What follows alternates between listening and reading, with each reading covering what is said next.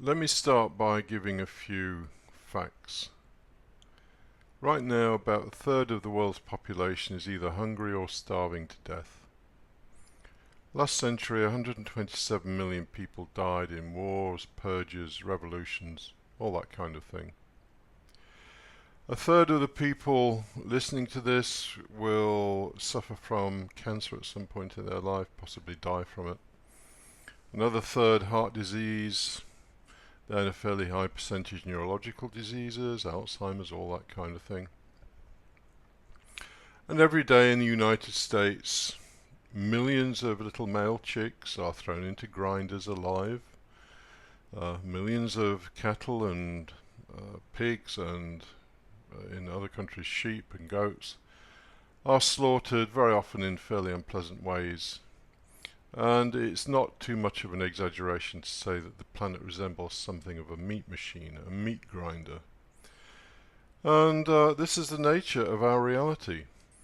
Of course, we like to turn a blind eye to it because it's painful. It's painful to look at all that stuff. And you only have to switch on YouTube and look at the endless videos of animals savaging each other in the process of killing and eating. Some of it just truly horrific.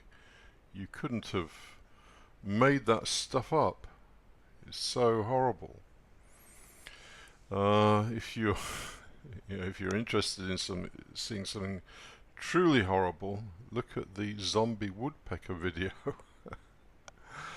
Unbelievably horrible stuff. Anyway, this is the nature of life. I don't intend to go on about that anymore. You get the picture. And if you're listening to this podcast, then you're probably aware of the picture. But the interesting thing is that various sages throughout the ages have highlighted the nature of this. Why the whole of existence on this planet anyway seems to be a nightmare. Now, they've all said it in different ways. So, for example, Gurdjieff said that the world, or the cosmos as we know it, is a self-eating machine. In other words, everything has to eat everything else in order that the universe as a whole continues to exist, to thrive. I don't know if that's true or not, but the self-eating machine sounds sort of right, doesn't it? Everything seems to eat everything else. And it doesn't have to be necessarily physical. In the human domain, we see people exploiting other people, eating their labor to exploit them, to make money. And we see people lying and cheating and stealing and, in extreme circumstances, murdering, going to war, whatever, to maintain their existence. So the whole thing does appear to be a self-eating machine, and that was Gurdjieff's analysis of the thing. He gave the whole thing a fancy name, which I won't bother you with, but that was his analysis. And then we come to Spinoza, who said that this desire to keep living, which every creature has, and yet every creature is going to die, including me and you, this desire to keep living is the very manifestation, or the very power of God itself, or nature itself. This is not some aberration. This is the direct manifestation of God. God's power, or drive, or desire, whatever word you want to use, comes through every creature, and that power manifests as one creature eating another, dominating another, lying, cheating, all the rest of it. This is a direct manifestation of God. And, there are certain religions that are a little bit more, I suppose, mature than the standard religious story we're given, that say that God, the nature, the universe, whatever term you want to use, I'm going to use the word God because it encapsulates everything. So that God is beyond good and evil. God knows nothing about good. It's not like it's a human being with human sentiments. So God is the cause of all this suffering. In fact, Spinoza says that explicitly, and for those who study Spinoza, it's Proposition 18 in Part 5 of his Ethics. And Spinoza says, God is the cause of our suffering, but actually, through understanding it, we can derive some kind of pleasure. Now, that may sound a bit perverse, and I'm not going to go into the details. But by understanding how this horrific machine works, we gain a certain amount of power, both within ourselves and in the way we carry out our lives. And yes, Spinoza said that ordinary life is vain and futile. That's the way, the beginning words in one of his main works, The Improvement of the Understanding. And he said that God is beyond good. To have the notion of a good God would mean that God was having to obey something external. Well, if God is everything, then there is nothing external. So God has no idea of good. God is not a good God. God, according to Spinoza, is indifferent. And according to Schopenhauer, is actually unconscious. But I'll come on to Schopenhauer in a moment.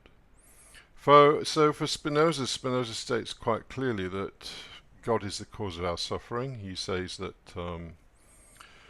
the direct manifestation of God through all these individual creatures that end up eating each other, doing whatever they do, cheating, all the rest of it. This is God manifesting. This is not some aberration.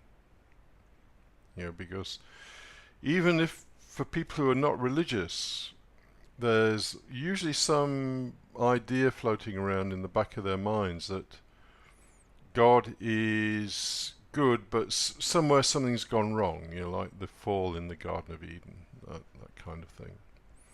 But no, Spinoza says, actually this is the nature of God.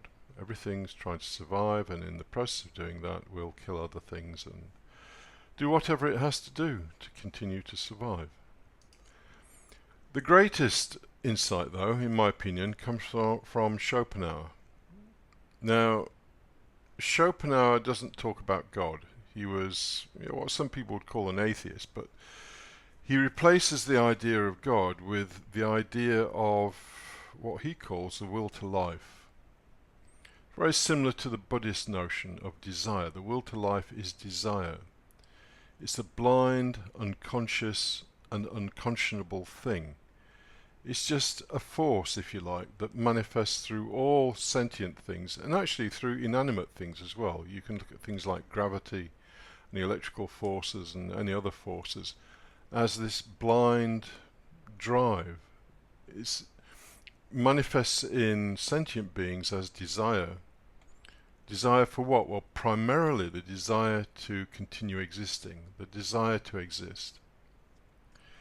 Now, the shocking thing about Schopenhauer's analysis is that the world that you experience is the world that you have created.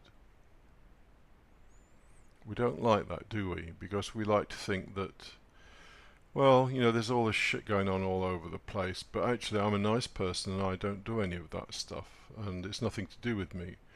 But for Schopenhauer, this blind, unconscious, unconscionable force is pushing through all of us. Very similar to Spinoza's statement that this desire to persist in existence is the direct power of God. So it's pushing through all of us, and the world that we experience is the world that we, or that this thing, the will to life, is creating, and we are part of the will to life. So it's not like we're separate from it. So we have really no room for sitting back and saying this has nothing to do with me. It's part of what we are. We're not separate from the world. The same force is pushing through all of us.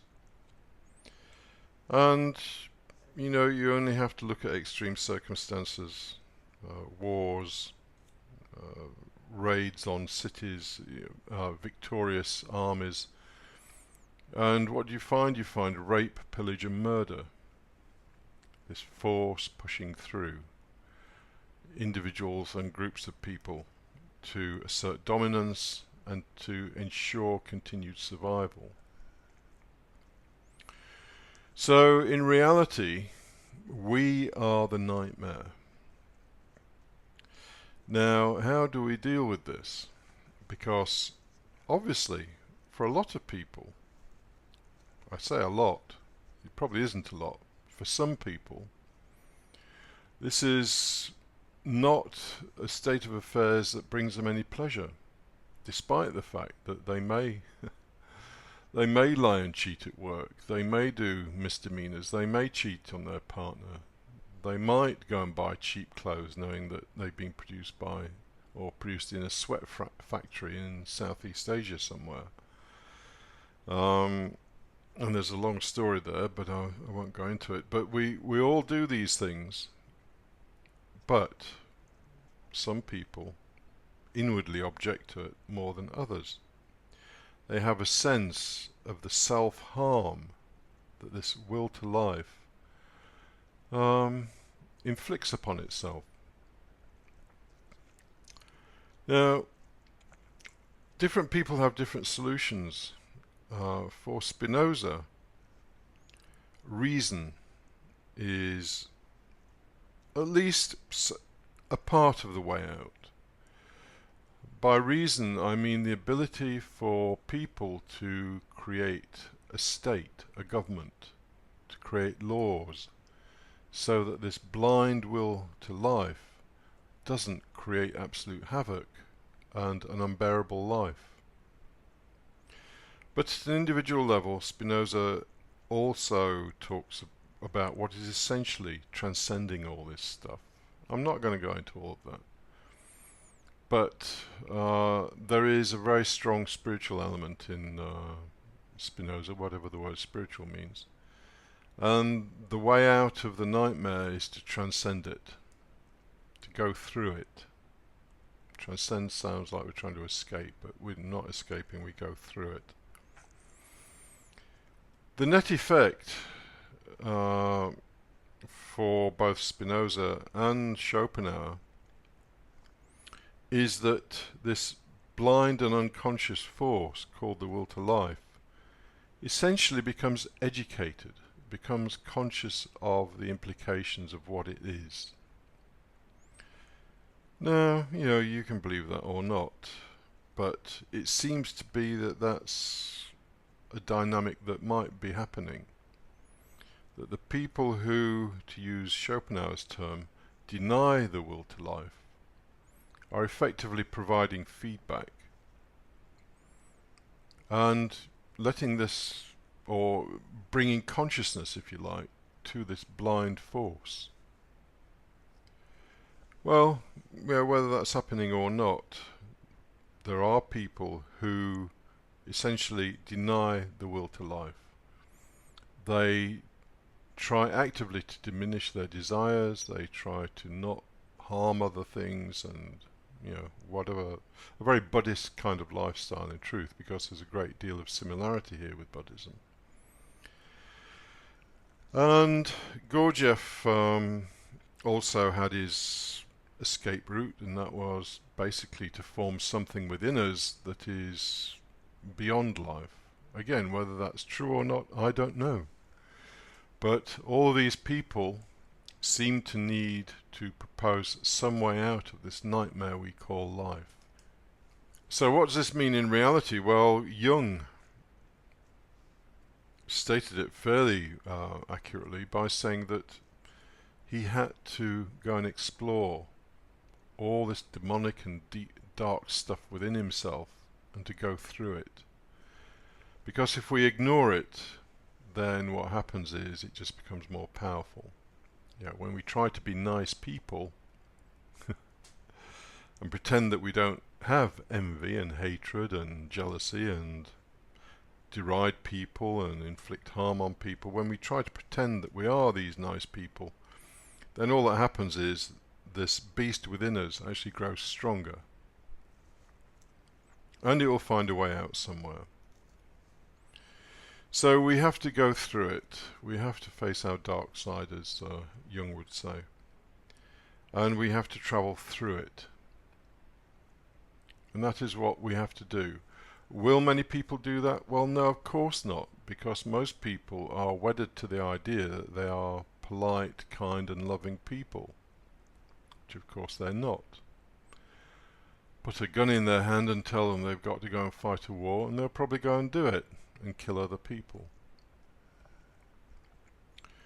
So we are the nightmare, and the only way that the nightmare loses a little bit of its power, at least, is when an individual or groups of individuals deny its nature. And effectively, if Schopenhauer is to be believed, then make the blind force that is the will to life more conscious.